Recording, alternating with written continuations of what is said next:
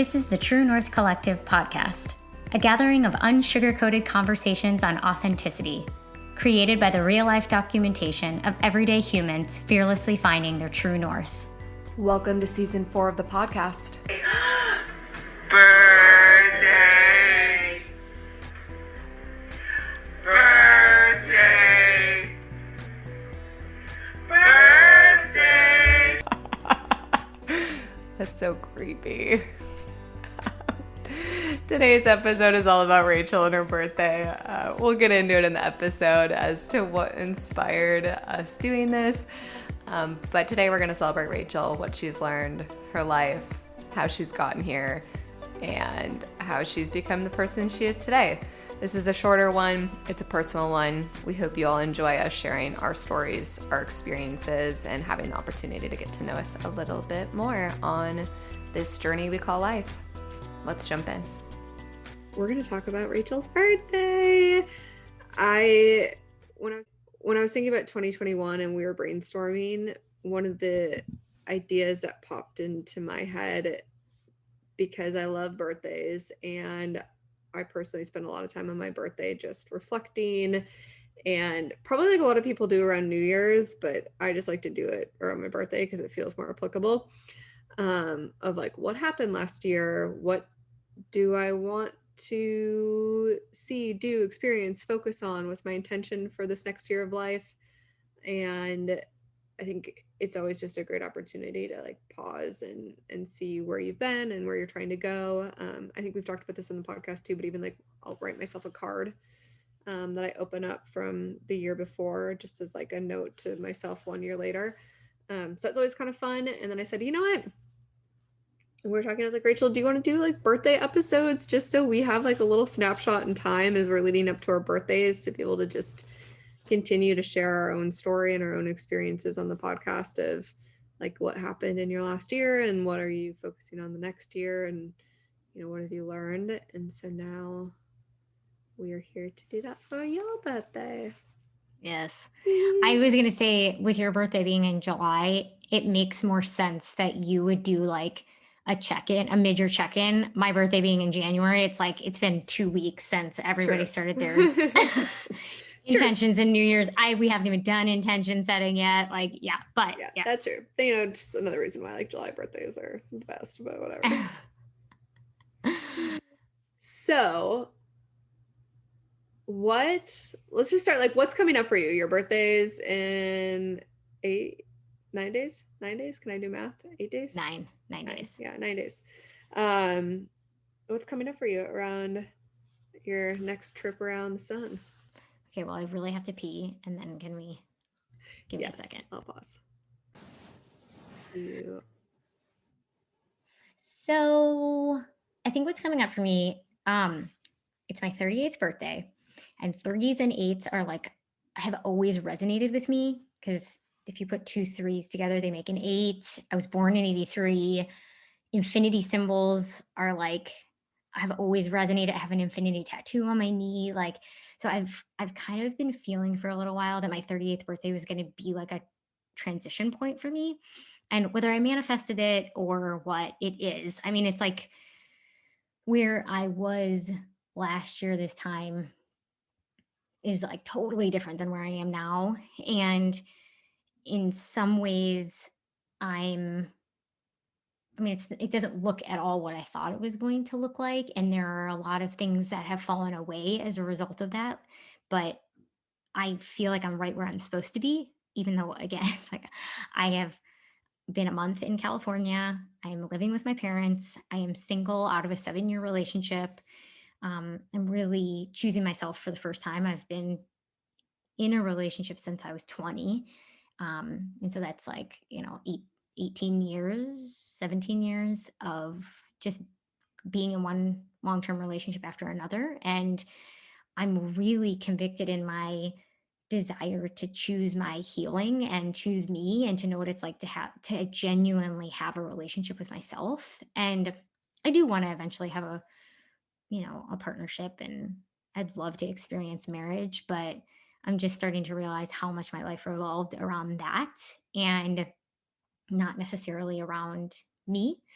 and my life and being alive and knowing what I like and what I don't like. And so I usually don't tend to want to be in the spotlight for my birthday. I will like divert a lot of attention and just like, oh, whatever. Like, I don't want to burden you with my requests or expect you to like do the things that I want. And I, this year was like, I actually want people to pay attention to me and I kind of want to be the center of attention. And so I've been telling my family that like I want you to make a big deal about me for my birthday.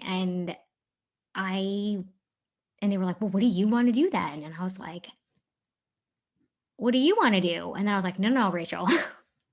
What do you want to do?" And so I mean, given COVID, it's like there isn't a ton you can do, but I really sat with that and was like, what would I actually want to do? Like, how do I want to spend my time? And I am kind of in this space of like being in that conversation with myself, anyways, because I have a lot more time on my hands now. And so each day I kind of ask myself, like, how do you want to spend this time? Like, what do you want to get up to today? What is most important? Um, and so I sat with it. I definitely was like, I'd like to go for a walk on the beach. A hike would be nice, being out in nature. Um, I'd like to have my favorite meal, which I was like, that kind of depends on the day. So it's hard for me to answer yet. Um, but I wanted to create something. I wanted to make something, make some art. So I found this, it's called Get Crocked, and you make handmade pottery that you can then take to a kiln to get blown, I think is what it's called, where you then can actually drink out of it and stuff like that. So I'm really excited about that, to just like make something with my hands and be creative. Um, I love doing that. And then I probably would like to play a game with my family. And I'm a big gamer. I love games. Um, so I don't even remember what your question was, but that is my answer. I like it. What do you want to take from this year and carry over, and what do you want to reevaluate and toss out? I think I started.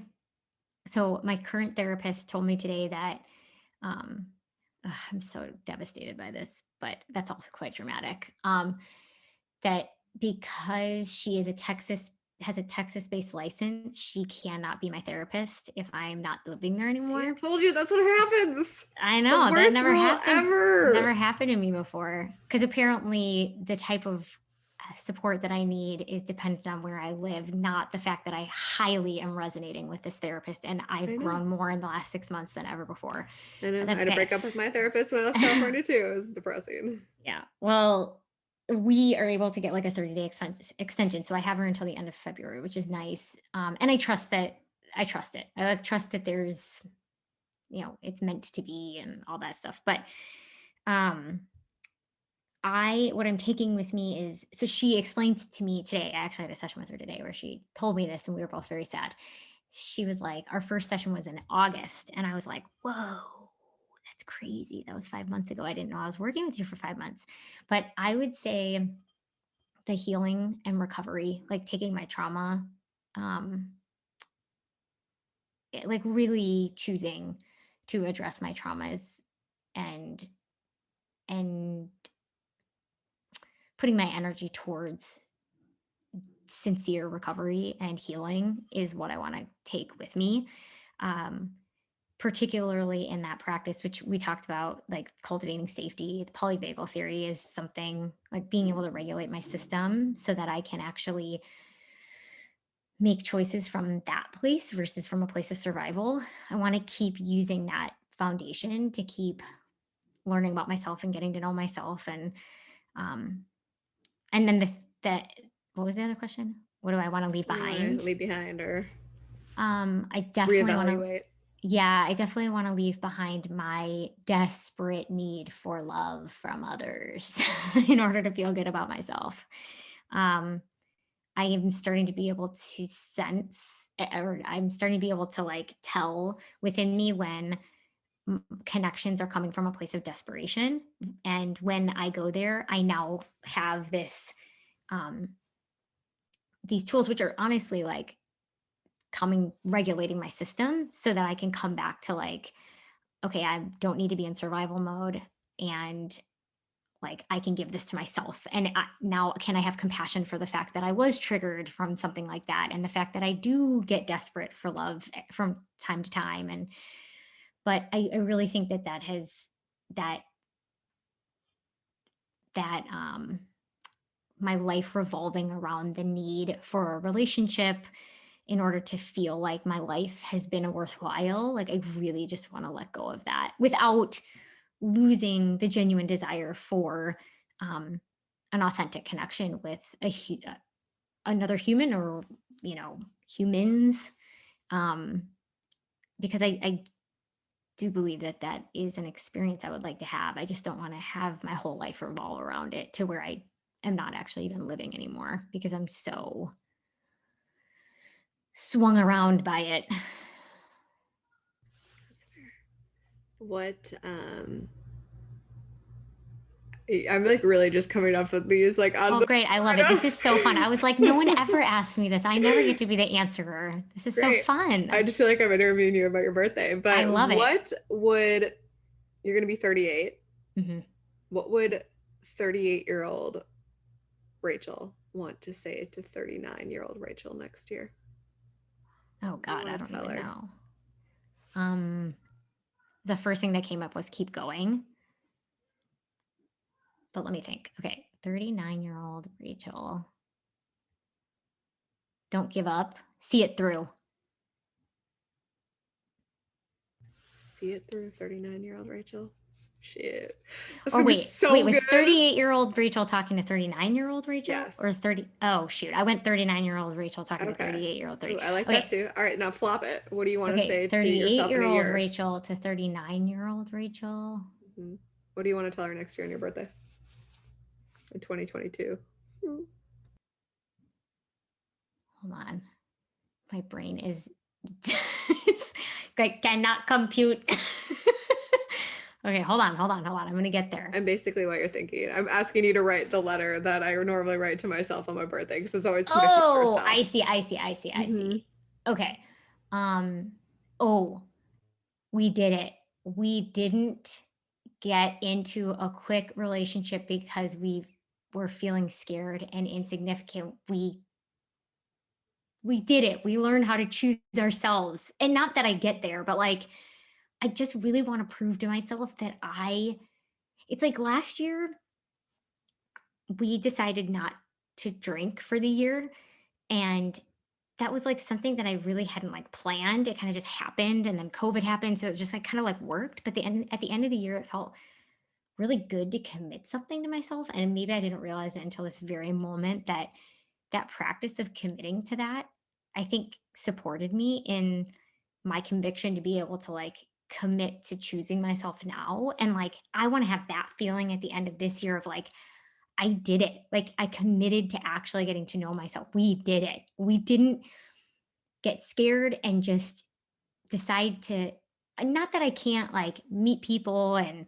you know, go on a date. Again, I don't really know if that's going to happen with COVID, but I don't need to like isolate myself, but I just want to see that I want to say you were able to be single for a year and see, wasn't that fun?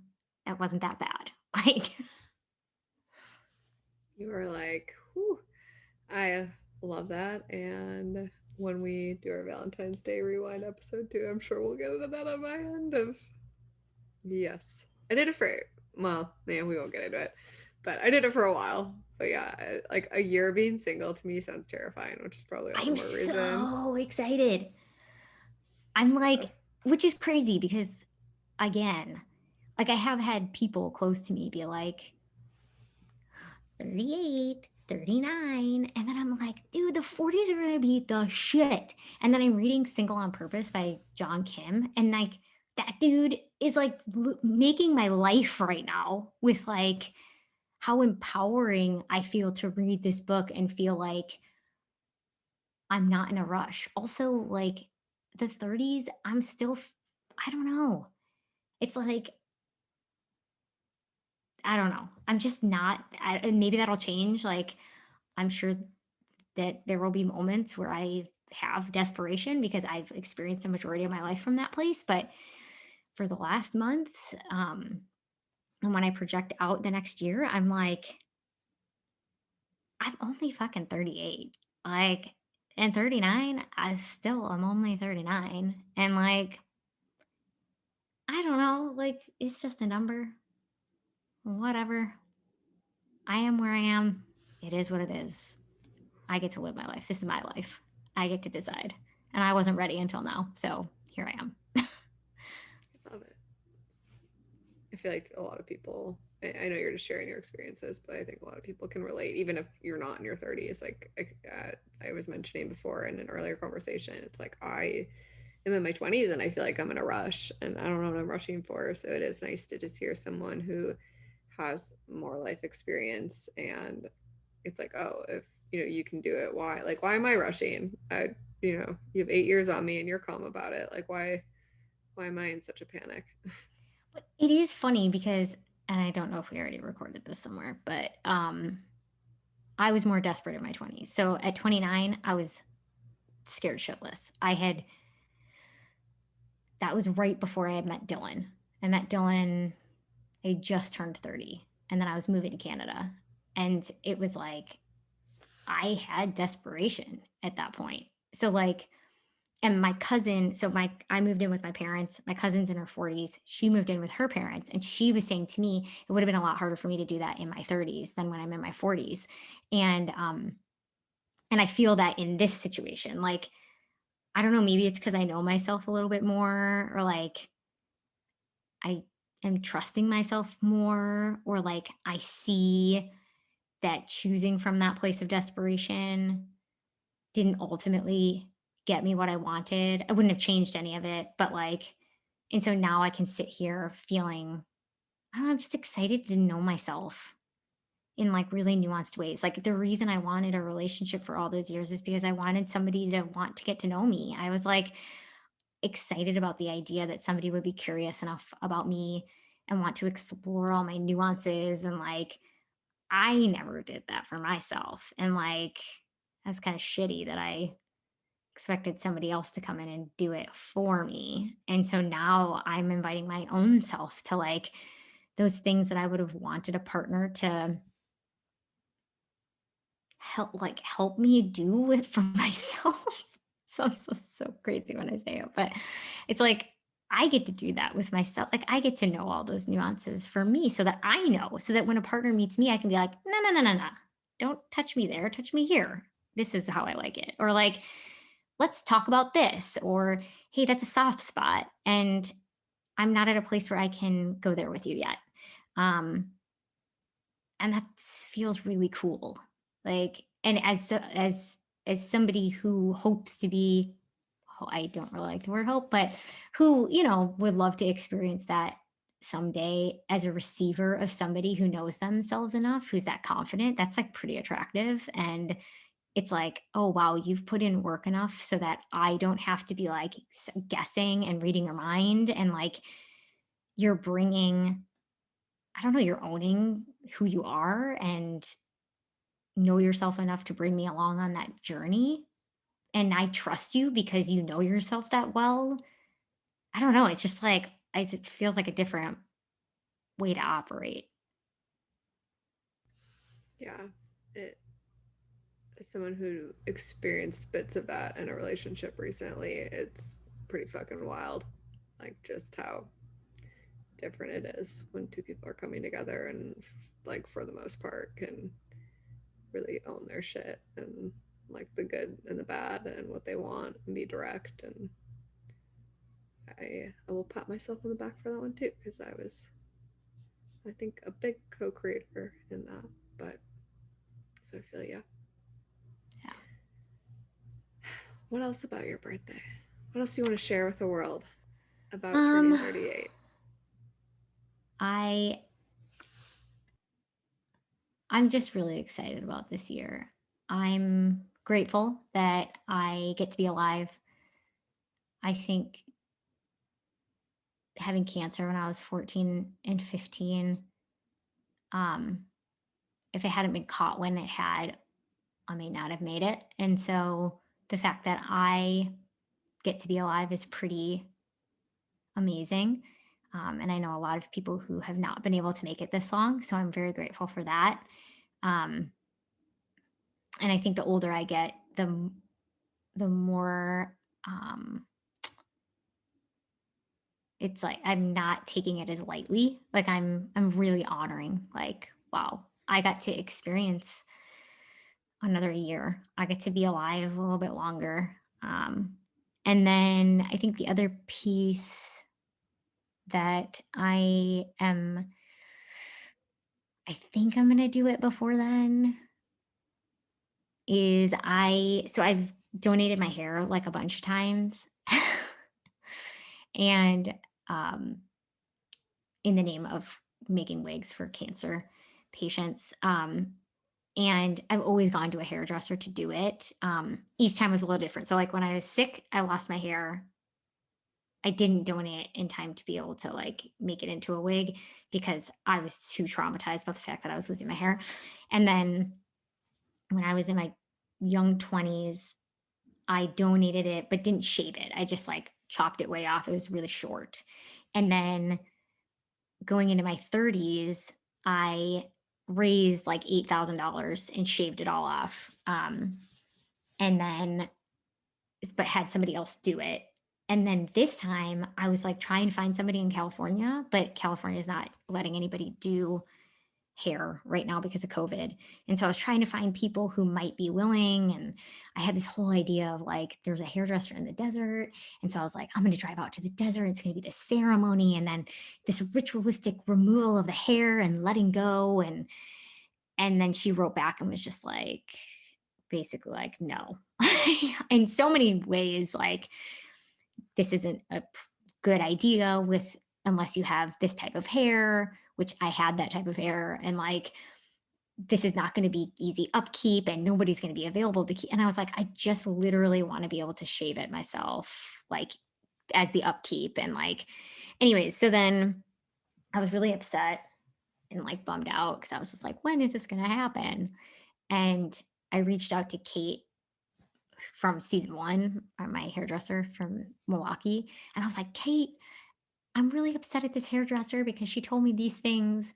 Is she right? Am I just being a jerk? And she was like, no, she's not right. And like, your hair will be fine. We've done stuff like that before to you, and you could actually shave it yourself. You should shave it yourself. And I was like, oh, that's what I'm going to do. So all the other times I've like gone to a person because I was like, I can't trust myself to do this. And as I'm choosing myself and stepping into my own like self confidence or, I was like, I think that's what I'm supposed to do. So on Friday, this Friday, I'm actually getting the ends of my hair just like cleaned up so that they aren't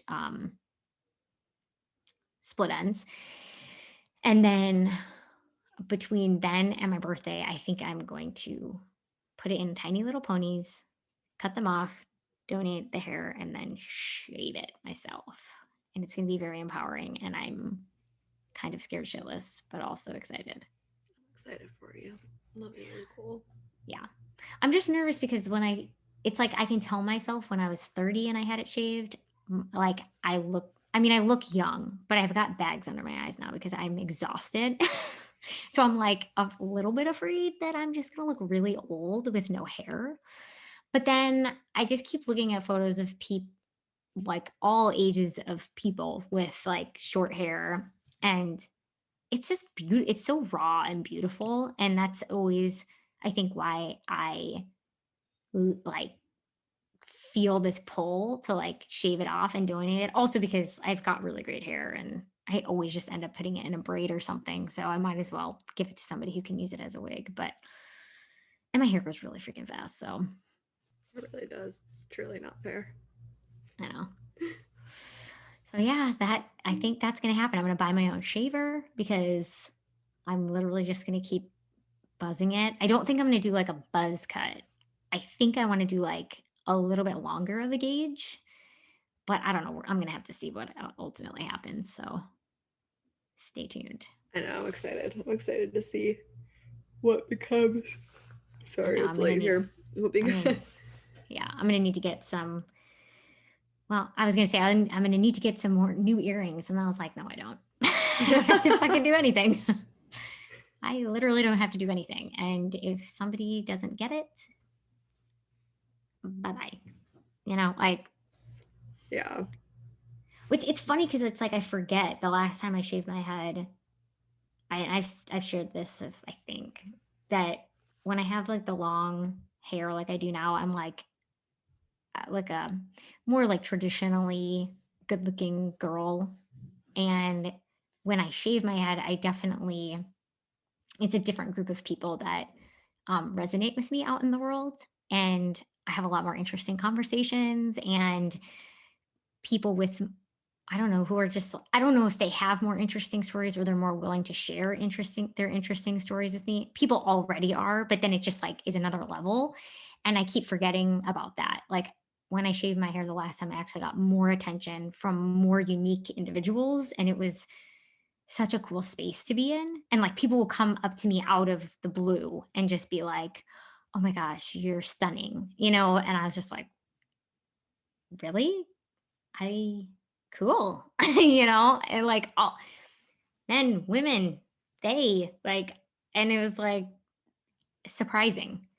But I think my mom also said that she has said that when I shave my head, I have a confidence about me. Like my posture is different. I don't have hair to hide behind, and so I shine. She says so, which I feel that. And I'm excited to kind of step into that. Also a little afraid, but It's gonna be excited. great. I'm excited for you. Yeah. Well, happy birthday, Rachel, everyone. Thanks. Show us some love on the internet. Hit her up. Yeah, What you else do you can. want? Yeah, you can. Okay, so my birthday is January 29th. That's going to be the Friday that this episode comes live. So absolutely shout me out how awesome I am. I never do this, but I really want the love. I want to feel the love. And even today, I was like, this is so fun to answer questions. I see why guests love it. It feels good to have people want to know about you and be like, you just talk about yourself and tell me about you. So Yeah, I I thought appreciate these it. would be fun. Yeah, I'm glad you're willing to play. And like I said, I encourage anybody. I mean, you don't have to have a podcast to do this, but even just the opportunity to like ask yourself some of the same questions and write yourself a letter that you can open up the next year and just give yourself some space to reflect when. I mean, you can do it whenever. You could do it today, even if it's not your birthday. But I like the birthday as a reminder every year just to like check in, because I even, not to steal the spotlight, but it was, no, today's my half birthday. And it was also just a reminder, even on half birthdays, and I know people make fun of me because I like to celebrate and talk about my half birthday, but I'm like, no, like I am halfway through this year. I had this conversation with myself on my 29th birthday. Like, this is also another checking in point for me of like, where am I at? Have I followed through? What's the same? What's not? And it's a check in to be like, okay, you have 6 more months. And not that, again, time is whatever, but still, it's like, it's a good way to hold myself somewhat accountable. Like, you have 6 more months until you turn 30. Like, is there anything that you need to reevaluate right now? And what are you proud of yourself for doing? And let's like continue that. So it's just kind of a nice reminder to celebrate yourself a little bit, and also be intentional with your time in your life, because you're important. Yeah, I love the letter writing. I didn't know you did that. I'm going to do that. Um, and I'm so excited for you to be in your 30s. It's the fucking best. I I'm love the actually 30s. really excited to turn 32. I've Dude, wanted to be 30 forever, yes. because I thought people would take me seriously, like, which is not true. Like, I realize that now, but when people are like, aren't you scared to be 30? And I'm like, no, dude, when I was 22, No. I would lie and be like, I'm 29, I'm 30. Like, because I wanted people to be like, oh, this is a like career woman who knows what's up, and you know, she's experienced shit. And again, not that that is fully true, but I still like that concept because I'm not scared of turning 30. Like, I'm actually genuinely excited about it. Yeah, I'm really excited for you to turn 32. I'm excited to turn 40 actually as well. I feel like, I don't know, we'll get there. But I also wanted to say that I want to acknowledge in myself that any other year that we were doing the podcast or of my life, I would have hated this. And there was a time, like somewhere down the road or somewhere like along the timeline of my life, I had a really close friend who said, who made a comment about like, I know you don't like being the center of attention, which was kind of true, but I held on to that description of me as like universal Truth. law or something. Yeah. And like, I realized that like, that's not, it is kind of true, but it's not kind of true. And like, I'm just really proud of myself for like allowing me to be big and allowing my voice to be heard and allowing me to be seen, um, and seeing myself and hearing myself. It feels really good. So thank you for giving me a platform. Always thank yourself. You created this space. I'm just the Touche. interviewer today. Interview me whenever you want, Jenell. I'll Got take that mic now, you. please. Just kidding. All right. Happy birthday, Rachel. Thank you.